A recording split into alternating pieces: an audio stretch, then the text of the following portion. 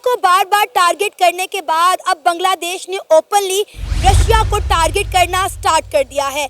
बांग्लादेश ने investigation start कर दी है Russia back nuclear power plant की, जो अगले साल बांग्लादेश में बनकर तैयार हो जाएगा। बांग्लादेश का कहना है कि इस न्यूक्लियर पावर प्लांट में बहुत हैवी लेवल पर करप्शन हुई है और इस पावर प्लांट में रशिया के साथ साथ इंडिया भी शामिल है। तो हो सकता है कि आने वाले कुछ दिनों में बांग्लादेश रशिया के साथ साथ इंडिया पे भी करप्शन चार्जेस लगा दे। लेकिन फिलहाल रशिया ने बांग्लादेश को वार्न कर दिया है कि रशिया की रेपुटेशन ख़राब करने की कोशिश ना की जाए और जो भी एलिगेशन बांग्लादेश ने रशिया पर लगाए हैं, फिलहाल रशिया ने उन तमाम एलिगेशन को रिजेक्ट कर दिया है और इस वक्त बांग्लादेश में बनने वाला न्यूक्लियर पावर प्लांट खतरे में नजर आ रहा है। इसी मुद्दे पे बात करेंगे आज की इस वीडियो में, तो आइए चलिए हमारे साथ। सर, बांग्लादेश शायद बुखलाहट का शिकार हो गया है। इंडिया के साथ साथ अब रशिया के साथ अपने ताल्लुकात बिगाड़ने में लगा हुआ है। रशिया जो कि बांग्लादेश के अंदर एक पावर प्लांट लगा रहा था, बांग्लादेश का कहना है कि रशिया उसके अंदर बहुत ज़्यादा करप्शन कर रहा है क्योंकि इंडिया और रशिया मिलकर ये पावर प्लांट लगा रहे हैं। तो इस लिहाज से दोनों मुल्कों के दरमियान ताल्लुकात ख़राब हो रहे हैं। बांग्लादेश का कहना है कि इंडिया की वजह से रशिया और बांग्लादेश के दरमियान मामला ख़राब हो रहे हैं। देखिए, सबसे पहले ये है कि ये power plant out of country के हैं, यानी इंडिया के हैं या रशिया के हैं? रशिया का। ठीक है। तो ये बांग्लादेश के खुद के तो ना हुए ना। अब जब वहाँ पे हुकूमत का तख्ता उलट दिया गया, दूसरे केयर टेकर जो भी हैं, वहाँ पे जो भी हुकूमत बनी है, तो ये उनके फैसले हैं। और ये तख्ता क्यों उलट दिया गया? ताकि वहाँ के हालात ठीक नहीं थे, क्राइसिस थे। अब वो प्लांट इंडिया के हों या रशिया के हों, वो बांग्लादेश के लिए दोनों एक जैसे हैं क्योंकि अपने खुद के नहीं हैं। अब जब उन्होंने इतना बड़ा एक स्टेप लिया है कि इंडिया के साथ बिगाड़ रहे हैं, तो उनके लिए इंडिया और रशिया दोनों एक जैसे हैं। अगर मेरी राय में आप देखेंगे तो मेरी राय में बांग्लादेश को ये स्टेप लेना चाहिए कि उनको ये देखना चाहिए, क्योंकि पाकिस्तान भी इन्हीं क्राइसिस को फेस कर रहा है। पाकिस्तान में भी ये जो रेंटल पावर लगे हैं, तो बहुत सारा बजट हमारा उस तरफ दिया जाता है और ये आवाम का पैसा है कि जो इनके अपने प्रोजेक्ट में खपत हो जाती है। इसी तरह शायद बांग्लादेश का भी ये सेम वही प्रॉब्लम है, वही क्राइसिस है जो आपने कहा कि वो कह रहे हैं जी कि रशिया इसमें करप्शन कर रहा है। तो अगर उनको रशिया की करप्शन आ रही है तो इंडिया के भी प्रोजेक्ट इसीलिए बंद हो रहे हैं कि वो भी करप्शन कर रहे हैं। तो वो उसी करप्शन को बचाने के लिए ही तो तख्ता उलट दिया गया वहाँ की हुकूमत का। तो बांग्लादेश की जो आवाम है, जो वहाँ के केयर टेकर हैं, वो यही सोच के फैसला कर रहे हैं ना कि इन प्रोजेक्ट को बंद होना चाहिए। बिल्कुल सर, मोहम्मद यूनुस यही चाह रहे हैं कि जितने भी रशियन प्रोजेक्ट या इंडियन प्रोजेक्ट बांग्लादेश के अंदर लग रहे हैं उनको बंद किया जाए, क्योंकि जब से मोहम्मद यूनुस की गवर्नमेंट आई है सबसे पहले उन्होंने इंडियन प्रोजेक्ट बंद करवाए हैं, अब वो रशिया को टारगेट कर रहे हैं। नहीं, मेरी राय में तो खुशआइंद बात है ये बांग्लादेश के लिए। उनको ये स्टेप लेने चाहिए क्योंकि वो कुछ साल पीछे चले जाएंगे ना एनर्जी क्राइसिस में, लेकिन वो खुद मुख्तार और अपने पाँव पे खड़े हो जाएंगे। मैंने अभी थोड़ी देर पहले कहा कि इसी चीज़ को हम भी पाकिस्तानी भी फेस कर रहे हैं कि हमारा एक बहुत बड़ा बजट है, वो इसी रेंटल पावर की मद में चला जाता है कि जो गरीब आवाम पे इस्तेमाल नहीं होता। और ये सेम सिचुएशन बांग्लादेश की भी है। अगर मेरी राय में आप देखेंगे तो बांग्लादेश को ये जितने भी करप्शन वाले पावर प्लांट हैं उनको बंद करना चाहिए। वो अपनी लोड शेडिंग की टाइमिंग ज़रूर बढ़ा दें, लेकिन ये करप्शन ख़त्म होनी चाहिए। सर, ऑलरेडी आप देखें कि बिजली जो है सारी इंडिया से आती थी, उसके अलावा आप देखें कि ऑटोमोबाइल पार्ट्स भी इंडिया से आते थे, खाने पीने की अशिया भी इंडिया से आती थी, जो कि सब आना बंद हो गया। अब ये रशियन पावर प्लांट लग रहा था जो इंडिया भी जिसमें जो है ताउन कर रहा था, लेकिन मुझे शायद लगता है कि वो इंडिया के साथ साथ बांग्लादेश को भी रगड़ा लगा रहे हैं। लेकिन मुझे लगता है कि बांग्लादेश जो है वो खुद अपने पैरों पे कुल्हाड़ी मार रहा है। नहीं, पाँव पे कुल्हाड़ी नहीं मार रहा, क्योंकि इससे पहले भी तो बांग्लादेश लंगड़ा लूला ही था ना। अभी आपने कह दिया कि हर चीज़ इंडिया से आ रही थी, इंडिया प्रोवाइड कर रहा था। आज अगर इंडिया हाथ खींच लेता है, वो तो बेचारे अपाहज हो गए ना, तो उनको कभी तो अपने पाँव पे खड़ा होना कि नहीं होना। उनको अब ये बोल्ड स्टेप लेने पड़ेंगे और जहाँ जहाँ पे करप्शन है उन प्रोजेक्ट को बंद करना चाहिए और उनको अपनी एनर्जी पैदा करनी चाहिए। उसमें टाइम लगता है इन सारी चीज़ों में, बिल्कुल, लेकिन वो अपनी जो उनकी अपने घर की चीज़ें हैं उनके ऊपर फोकस करें, अपनी प्रोडक्ट के ऊपर आएँ।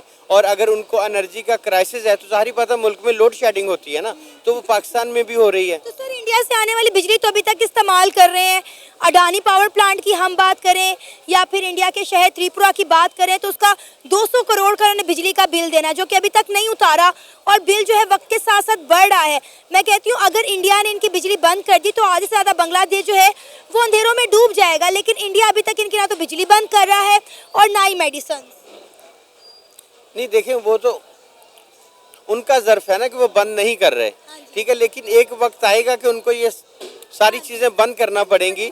जब उनको वो पे ही नहीं करेंगे, ठीक है, तो ऑटोमेटिकली बंद हो जाएंगी। लेकिन ये एक बिजनेस होता है, अडानी ग्रुप हो या कोई और ग्रुप हो, वो प्रॉफिट के लिए इन्वेस्ट करते हैं और प्रॉफिट के लिए काम करते हैं।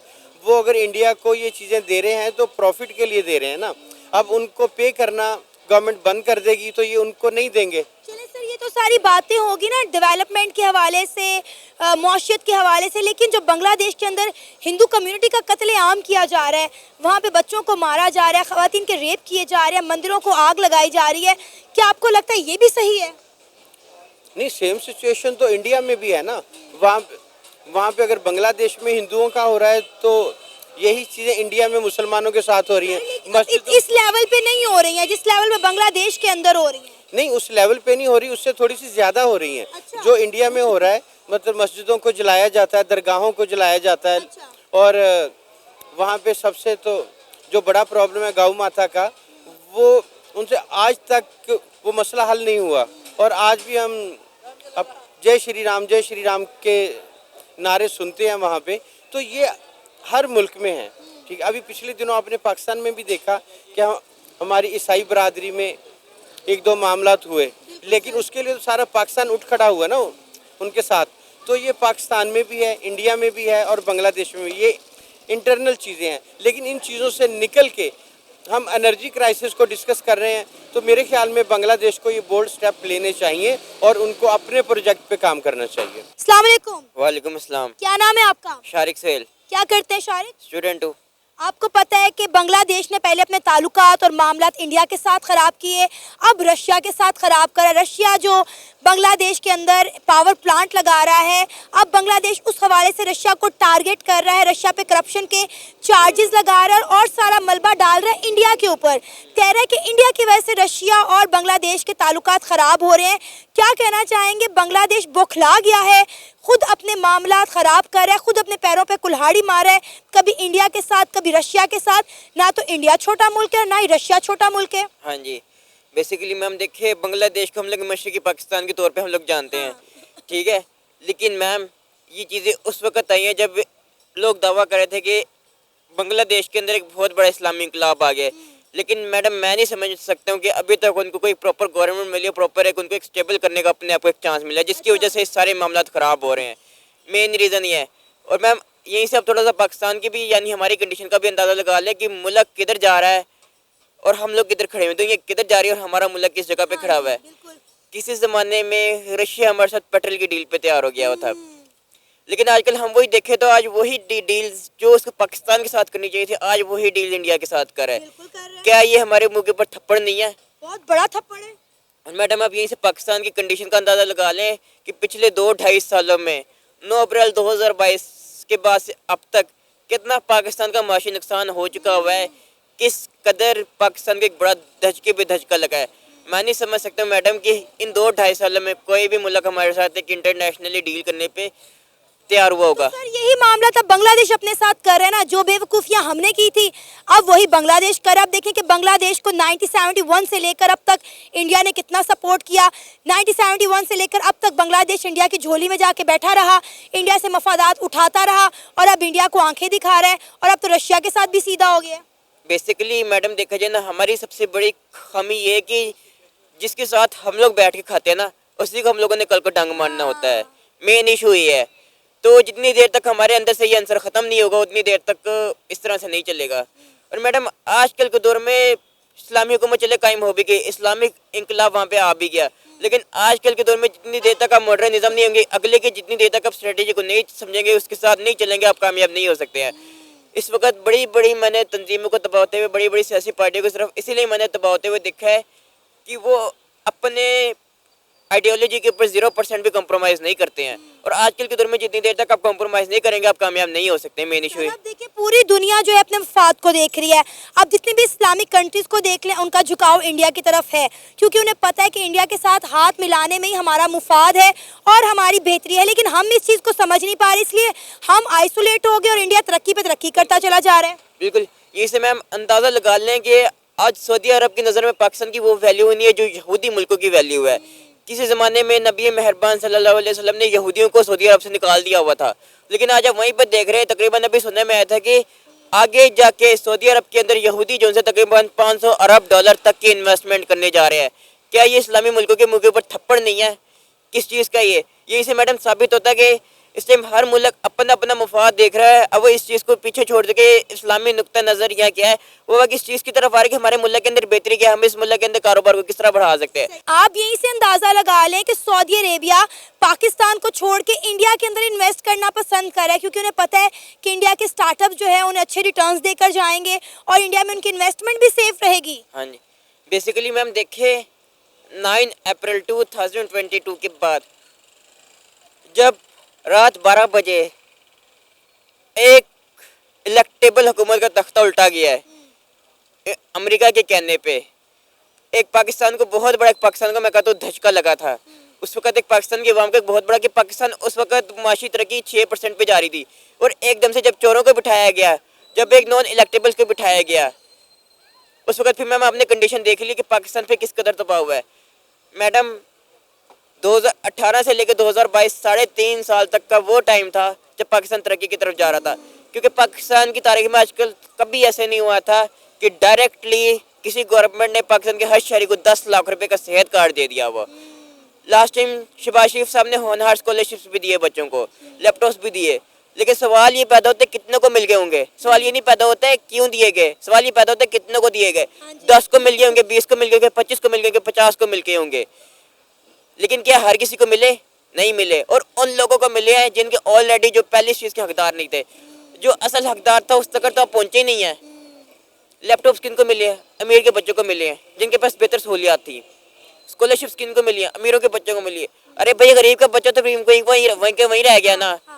इसके बरक्स क्या सेहत कार्ड, क्या ये सब चीज़ें उस सेहत कार्ड का मुकाबला कर रही हैं जो हर बंदे का आईडी, जो इंसान का आईडी कार्ड है उसका सेहत कार्ड था।